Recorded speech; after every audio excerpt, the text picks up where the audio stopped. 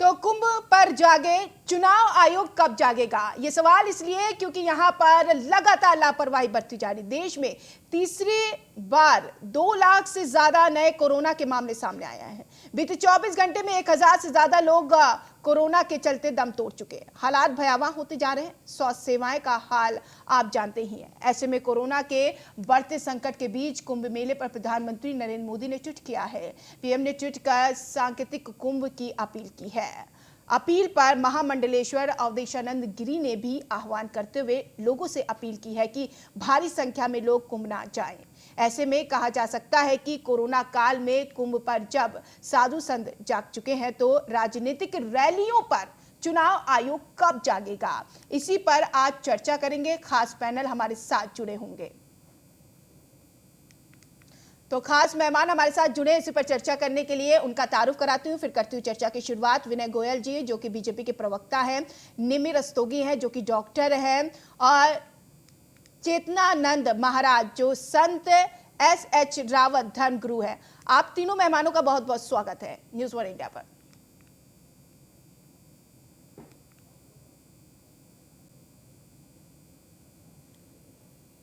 तो तीनों मेहमान जुड़ेंगे बहुत जल्दी और इन पर करेंगे हम चर्चा। और ऐसे में लेकिन तस्वीर आपके सामने है।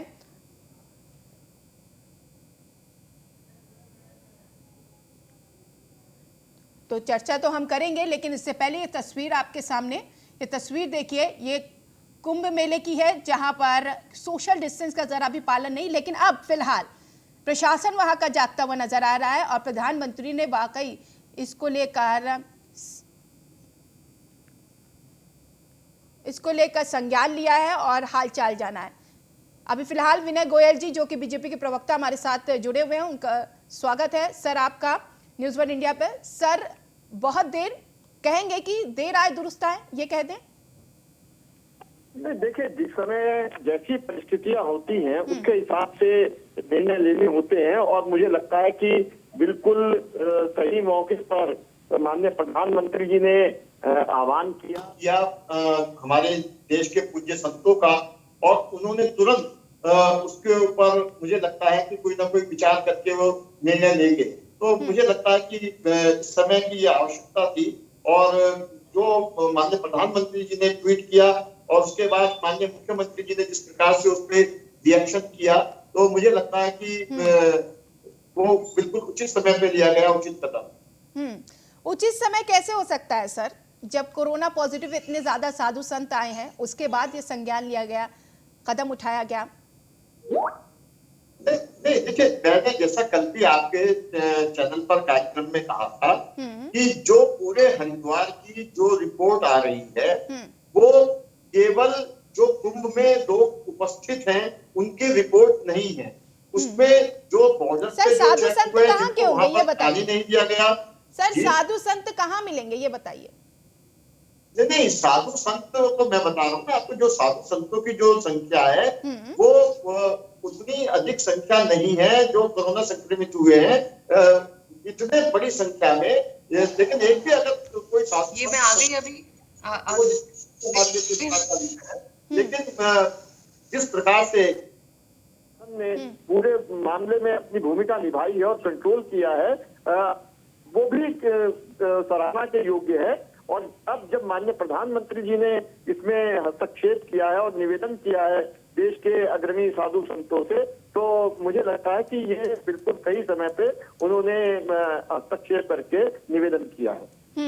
लेकिन हस्तक्षेप, चलिए आप मानते हैं, आप कह रहे हैं कि हस्तक्षेप किया है, अब इसको लेकर दुरुस्त किया जाएगा, लेकिन ये पता तो था ना सर कि कोरोना बढ़ रहा है, दूसरी लहर बहुत ज्यादा भयावह है। इसको लेकर बाकायदा एक मॉडल भी तैयार किया गया था कि कोरोना के तमाम एहतियात बरते जाएंगे। लेकिन सवाल भी इस बात का है कि क्या जिस तरह से जो एग्जाम है वो पोस्टपोन हुए हैं, रद्द किए गए हैं, उसी तरह से क्या कुंभ को रद्द किया जा सकता था?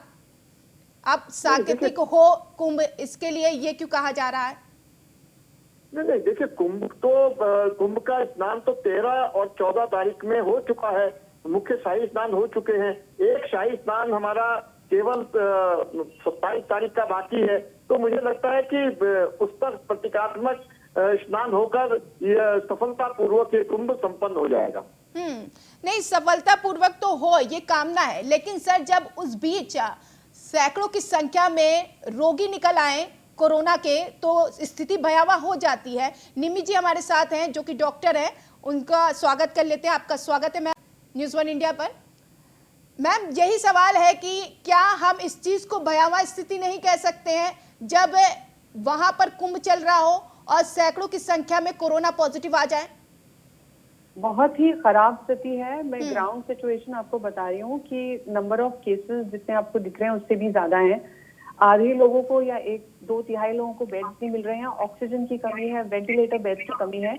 और ये जो आप सिंपल अजम्पशन लगा रही हैं कि ये सिर्फ एक पर्टिकुलर इवेंट की वजह से, ऐसे नहीं है। ये जो पिछले 2 महीने से जो असावधानी हुई है, religious procession, political procession, social meeting, personal meeting, उनकी वजह से, क्योंकि वायरस स्प्रेड की एक साइंस होती है, इसका एक इंक्यूबेशन पीरियड होता है, फिर इसकी ट्रांसमिसिबिलिटी होती है। अब जो है बात हाथ से निकल गई है। अब ये अपनी थ्रेशोल्ड को क्रॉस कर गया है और 1 से 10, 10 से 100, 100 से 1000 में फैल गया है। नहीं तो विनय जी का तो ये कहना है, विनय जी का तो ये साफ तौर पर कहना है अब यही समय है उचित कदम उठाने का, तो उचित कदम उठाया गया है। उससे पहले वो समय नहीं था जो उचित कदम उठाया जाता। No, it's too late, I am sorry, ये बहुत लेट हो चुका है क्योंकि ऑलरेडी लोग अपने सिस्टम में वायरस लेकर कुंभ से या पॉलिटिकल रैली से वापस अपने घरों की तरफ चले गए हैं और उनसे जो इनविजिबल स्प्रेड है वो ऑलरेडी डीपर इनटू विलेजेस में पहुंच चुकी है। और अब आप देखिए हर दूसरे घर में कोरोना का पेशेंट है, कुछ के तो टेस्ट ही नहीं हो रहे हैं। उन लोगों ने कितने लोगों को फैलाया होगा, कोई स्टैटिस्टिक्स मैच नहीं कर रहा है। आप हमसे पूछिए, हम अस्पतालों में काम करते हैं, किस तरह की डेस्परेट सिचुएशन है मैं आपको बता नहीं सकती हूँ। ये तो तब है कि जब अब नेक्स्ट 14 डेज में ये केसेस और लेकिन मैं एक चीज आपसे क्लियर करना चाहूंगी, इससे पहले मैं विनय जी के पास जाऊं, कि यहाँ पर ये कहा गया था कि जो भी श्रद्धालु आएंगे, सैलानी आएंगे, कुंभ में शिरकत करेंगे, उनको कोरोना की रिपोर्ट नेगेटिव दिखानी होगी। यहाँ पर दावा है सरकार का, प्रशासन का, हम नेगेटिव रिपोर्ट देख रहे हैं, बावजूद इसके कोरोना बढ़ने के पीछे की वजह क्या है मैम, मैं आपसे जानना चाहूंगी। कोरोना की नेगेटिव रिपोर्ट कोई बेंचमार्क या पासपोर्ट नहीं है। आपके अंदर कोरोना के कीटाणु हो सकते हैं, अगर आपकी नेगेटिव रिपोर्ट भी हो, वो 3 दिन के 4 दिन के बाद वो लक्षण उभर सकते हैं। और 70% केसेस में ही ये पॉजिटिव आता है, 30% केसेस में ये नेगेटिव भी आता है। तो कोई बेंचमार्क नहीं है। हर एक वो इवेंट जिनसे इंसान से क्लोज कांटेक्ट है उसको अवॉइड किया जाना चाहिए था। जहाँ एक तरफ आप कह रहे हैं कि फ्यूनरल में 20 लोग से ज्यादा, शादियों में 50 लोग से ज्यादा ना हो, वहाँ आप कैसे 1 लाख लोगों को आधे किलोमीटर की एरिया में आप स्नान करने की इजाजत दे? ये बिल्कुल सही पॉइंट आपने निकाला। विनय जी मैं आपके पास आऊंगी। जब ये कहा जाता है कि धारा 144 लगा दी जाती है, ये कहा जाता है गेट टुगेदर मत करिए, 2-4 लोग एक साथ नहीं रहिए, कुंभ में देखिए वो स्थिति दिख रही है, कई हजार लोग एक साथ एकत्रित हैं, एक साथ हैं, और ऐसे में खतरा नहीं है तो क्या है सर? और आप कह रहे हैं यही वक्त था कदम उठाने का, अब ये नहीं मान रहे हैं कि देर आए दुरुस्त आए? नहीं फातिमा जी, मैं आपको एक बात बताना चाहता हूं कि जब 2010 में यहाँ कुंभ हुआ था तो उस दिन 14 अप्रैल के दिन 6 करोड़ लोगों के स्नान करने का आंकड़ा आया था। हाँ। 6 करोड़।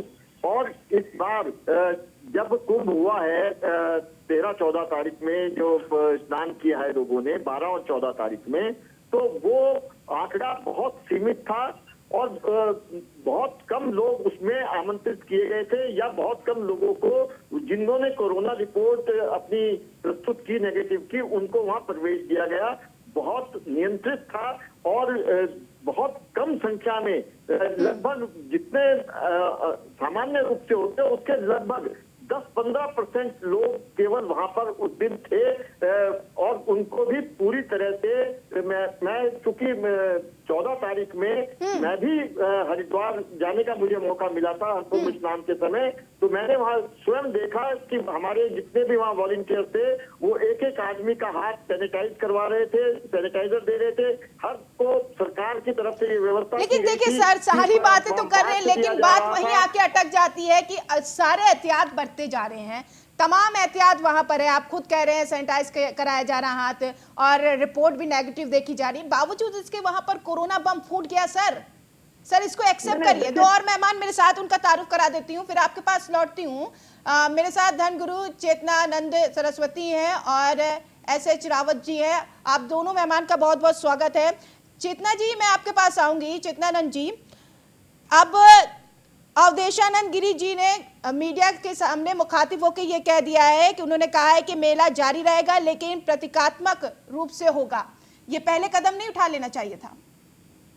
देखिए, हम लोग तो सरकार से लगातार निवेदन कर रहे थे हाँ। कि कुंभ को किसी भी सरकार ने इसको बहुत समय तक टाला। ये 14 जनवरी से प्रारंभ होना था, लेकिन 14 जनवरी से हाँ। प्रारंभ न होकर ये 28 दिन में सीमित किया गया। हाँ। उसके लिए हम लोगों ने सहमति जताई, लेकिन हम लगातार ये कह रहे थे कि यहाँ चिकित्सा की व्यवस्थाएं पूरी नहीं है। लोगों के आने के जो रजिस्ट्रेशन की वेबसाइट्स हैं वो ओपन नहीं है। एक मिनट, ये खामियां है, ये सही चीज बता रही हैं चेतनानंद जी। आप विनय जी थोड़ा ध्यान दीजिएगा, आपने कहा सारी व्यवस्थाएं हैं वहां पर, बताइए, कैरी ऑन मैम जी। वहाँ जो कोविड-19 के जो चिकित्सा टेम्परेरी चिकित्सालय खोले जाने थे वो नहीं खुले थे, कैंप की व्यवस्था नहीं थी, अनियंत्रित था मेला इस बार। सरकार का कोई भी नियंत्रण, कोई भी प्रशासनिक व्यवस्थाएं नहीं थी, जबकि हम बार बार सरकार को ये सचेत कर रहे थे कि जिस तरीके का महामारी 2020 से लगातार ये देश झेल रहा है, उसमें प्रॉपर सरकार को ये पता होना चाहिए कि कितने लोग आ रहे हैं, कितने लोग एक स्लॉट में स्नान करेंगे। देखिए, साधु संतों को तो रोका जाना संभव नहीं था। चेतनानंद जी, आप तो आरोप लगा रही है, सरकार का तो कहना है सारी व्यवस्थाएं हैं, ये भी पता है सरकार को कितनी तादाद में वहाँ पर लोग पहुंच रहे हैं। वस्तु जमीन की वास्तविक स्थिति बयान कर रही हूँ। हाँ। सरकार लापरवाह थी कुंभ मेले को लेकर। सरकार को जिस तरीके की व्यवस्थाएं वहाँ करनी चाहिए थी, वो व्यवस्थाएं जिस दिन से कुंभ मेला प्रारंभ किया गया, जो डेट निर्धारित की गई, उस दिन भी वहाँ प्रॉपर व्यवस्थाएं नहीं थी। सरकार ये कहती रही, सरकार के नुमाइंदे ये कहते रहे कि हमने यहाँ सड़क बनाई है, हमने पुल बनाया है, हमने सौंदर्यीकरण का काम किया है, लेकिन महामारी के दौर में जिस तरीके से वहाँ चिकित्सा व्यवस्थाएं होनी चाहिए थी, जिस तरीके से वहाँ टेस्ट की व्यवस्था होनी चाहिए थी, वो शून्य थी और अनियंत्रित रूप से लोगों का महामारी के दौर में। बिल्कुल, देखिए अवधेशानंद भी जुड़ेंगे थोड़ी देर में, उनको भी ऐड करेंगे। जुड़ गए हैं अवधेशानंद जी, आपका स्वागत है न्यूज़ 1 इंडिया पर। अवधेशानंद जी, अब ठीक है, यहाँ पर तो दे रहा है, दुरुस्त वाला काम हो गया है, लेकिन इससे पहले कदम नहीं उठा लेना चाहिए था। अब देखिए, यहाँ पर धर्मगुरु भी, चेतनानंद सरस्वती भी मौजूद, उन्होंने कहा कि सरकार ने तमाम दावे वहां पर किए हैं, लेकिन दावे खोखले फेल हुए हैं, खोखले साबित हुए हैं। देखिए, हमारे यहाँ उत्तम कोटि की व्यवस्था है। आज भी हमारे पास 1000 बेड उपलब्ध है, हमारे पास कई हॉस्पिटल्स हैं, हमारे पास अभी भी ऑक्सीजन की व्यवस्था है। जिस ढंग से पुलिस प्रशासन और चिकित्सा की व्यवस्था यहाँ है, कहीं नहीं है। इससे भी ज्यादा बदतर हालत कहीं है तो वो महाराष्ट्र में, पुणे में है। उससे भी ज्यादा बदतर हालत सर, मैं महाराष्ट्र की तो बात ही नहीं कर रही हूँ, मैं तो कुंभ की बात कर रही हूँ। ये बताइए, व्यवस्थाएं वहां पर अगर दुरुस्त है तो फिर शिकायतें क्यों आ रही है सर? देखिए, आप आकर देखें, हमारे यहाँ मेले में 70-80% हमारा कैमरा वहाँ पर मौजूद है सर, हम आकर के देखें। आपके हिंदू धर्मगुरु भी मौजूद हैं, चेतनानंद सरस्वती जी, वो खुद सीधा आरोप लगा रही हैं। तमाम दावे वहां पर किए गए हैं, लेकिन दावे खोखले साबित हुए हैं। वहां पर सड़क बनाने की भी बात की गई है, वहां पर स्वास्थ्य सेवाएं की भी बात की गई, लेकिन कुछ नहीं है। हमारे पास है 1000 बेड के हॉस्पिटल हमारे पास हैं, हमारे पास सैकड़ों एम्बुलेंसेज हैं, हमारे पास एक व्यापक प्रबंध है। कुछ बाहर से लोग आए हैं, वो संक्रमित थे, उन्होंने कोरोना का संक्रमण किया।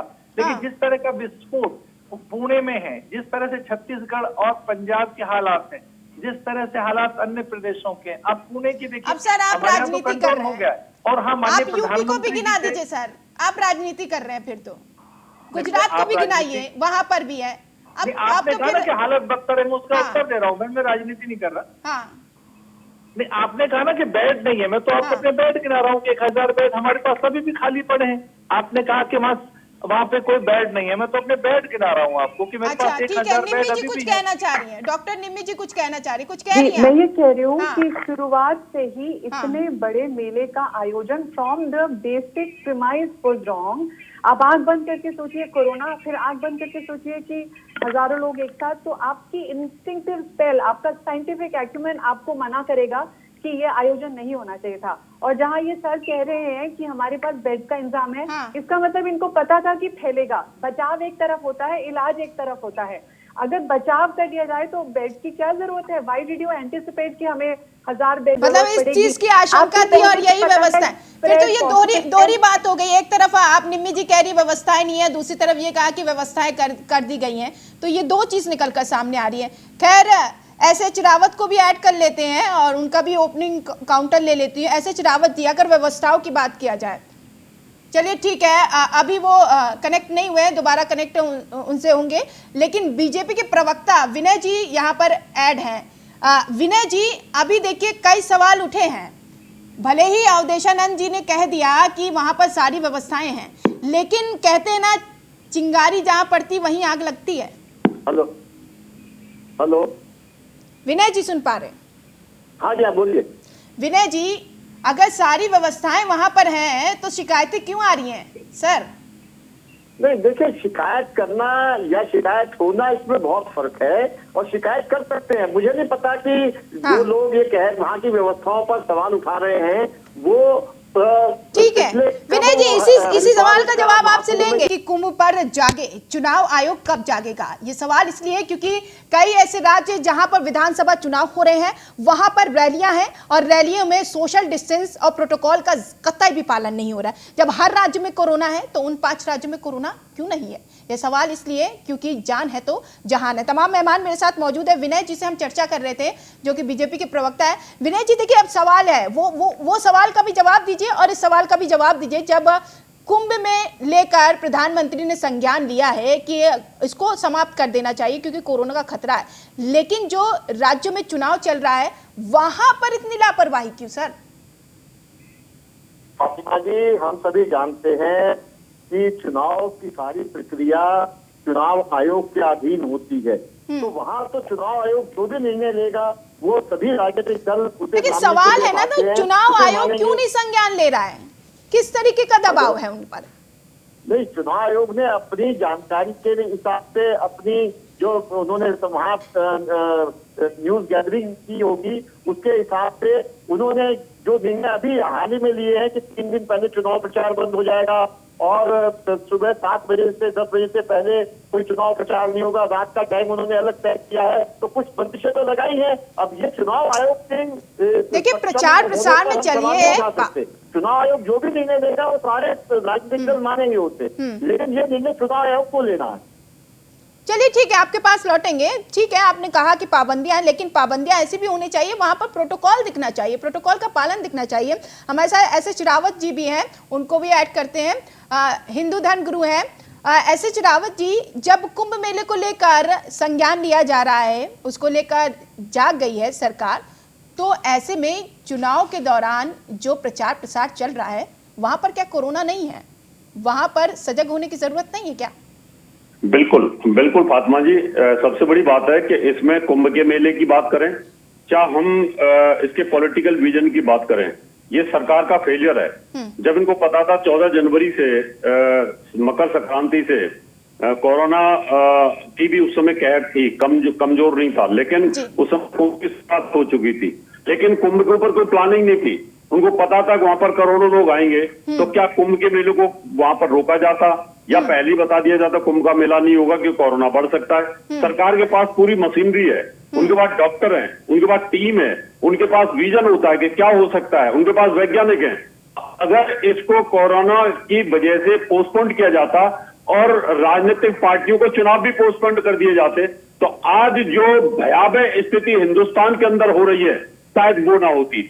आज जो शमशान घाट के अंदर वहां पर दाह संस्कार के लिए जगह नहीं, हॉस्पिटलों में मनुष्य के लिए जगह नहीं है, त्राय त्राय मची हुई है, इसके लिए सरकार का पूरा फेलियर है। इम्तियाज है या नहीं, ये बात चलिए, आप सेकेंडरी मानते हैं सरकार है। का फेलियर है, लेकिन सरकार इस चीज को नहीं मानती है ना सर। अभी अभी अभी नहीं, सवाल सरकार करेंगे तो विनय जी से, तो सर्वोपरि वो है, जवाब माने ना माने बात देंगे। अलग है। खैर वक्त मेरे पास इतना ही है। आप सभी मेहमानों का बहुत बहुत शुक्रिया। मेरे साथ डॉक्टर निमित, आपका भी शुक्रिया। एस.एच. रावत जी, आपका भी शुक्रिया। विनय जी, आपका भी शुक्रिया। और चेतनानंद जी, आपका भी बहुत बहुत शुक्रिया। और मेरे साथ स्वामी अवधेशानंद भी थे, आपका भी बहुत बहुत शुक्रिया। इस बीच एक बड़ी खबर मिल रही है, उसका रुख कर लेते हैं लखनऊ से।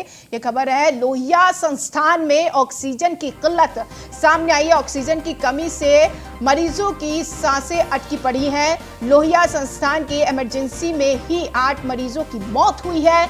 सुबह 5 बजे से ऑक्सीजन की कमी सामने आई है। वेंटिलेटर होल्डिंग एरिया के मरीजों की मौत हुई है। यह अहम जानकारी आप तक पहुंचाई जा रही है। अस्पताल से आनन फानन में शव हटाए गए हैं। आरएमएल संस्थान में ऑक्सीजन एजेंसी सप्लाई देने में फेल रहा है। फिलहाल इस बुलेटिन में इतना ही। नमस्कार।